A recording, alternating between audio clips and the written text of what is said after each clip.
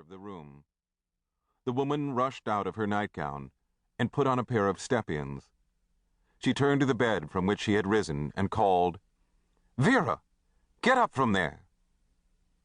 "What time is it, Ma?" asked a muffled adolescent voice from beneath a quilt. "Get up from there, I say." "Okay, Ma."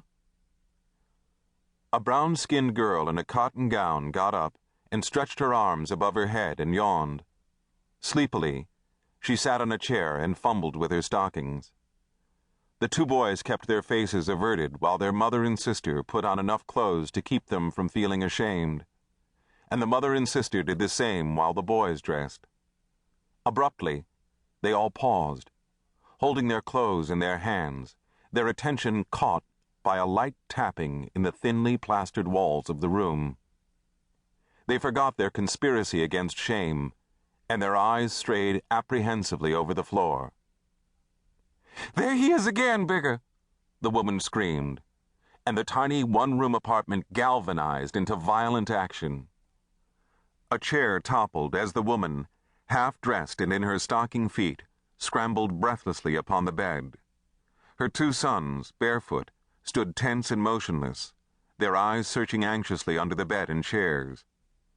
The girl ran into a corner, half-stooped, and gathered the hem of her slip into both of her hands and held it tightly over her knees. "Oh, oh," she wailed. "There he goes." The woman pointed a shaking finger. Her eyes were round with fascinated horror. "Where? I don't see him." "Bigger, he's behind the trunk," the girl whimpered. "Vera," the woman screamed, "get up here on the bed. Don't let that thing bite you." Frantically, Vera climbed upon the bed and the woman caught hold of her. With their arms entwined about each other, the black mother and the brown daughter gazed open-mouthed at the trunk in the corner. Bigger looked round the room wildly, then darted to a curtain and swept it aside, and grabbed two heavy iron skillets from a wall above a gas stove. He whirled and called softly to his brother, his eyes glued to the trunk. "Buddy." "Yeah?" "Here, take this skillet." "Okay." "Now, get over by the door." "Okay." Buddy crouched by the door and held the iron skillet by its handle, his arm flexed and poised.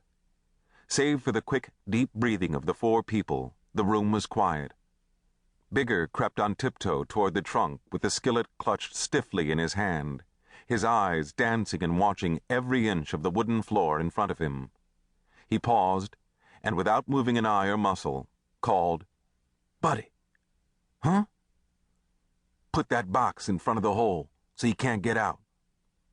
"Okay." Buddy ran to a wooden box and shoved it quickly in front of a gaping hole in the molding, and then backed again to the door, holding the skillet ready. Bigger eased to the trunk and peered behind it cautiously. He saw nothing. Carefully, he stuck out his bare foot and pushed the trunk a few inches. "There he is!" the mother screamed again. A huge black rat squealed and leaped at Bigger's trouser leg and snagged it in his teeth, hanging on. "God damn!" Bigger whispered fiercely, whirling and kicking out his leg with all the strength of his body. The force of his movement shook the rat loose, and it sailed through the air and struck a wall. Instantly it rolled over and leaped again. Bigger dodged, and the rat landed against a table leg.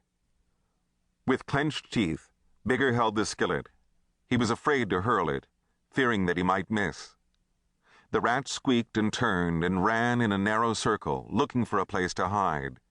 It leaped again past Bigger and scurried on dry, rasping feet to one side of the box and then to the other, searching for the hole. Then it turned and reared upon its hind legs. "Hit him, Bigger!" Buddy shouted. "Kill him!" the woman screamed. The rat's belly pulsed with fear. Bigger advanced a step, and the rat emitted a long, thin song of defiance, its black, beady eyes glittering, its tiny forefeet pawing the air restlessly. Bigger swung the skillet. It skidded over the floor, missing the rat, and clattered to a stop against a wall. "God damn!" The rat leaped.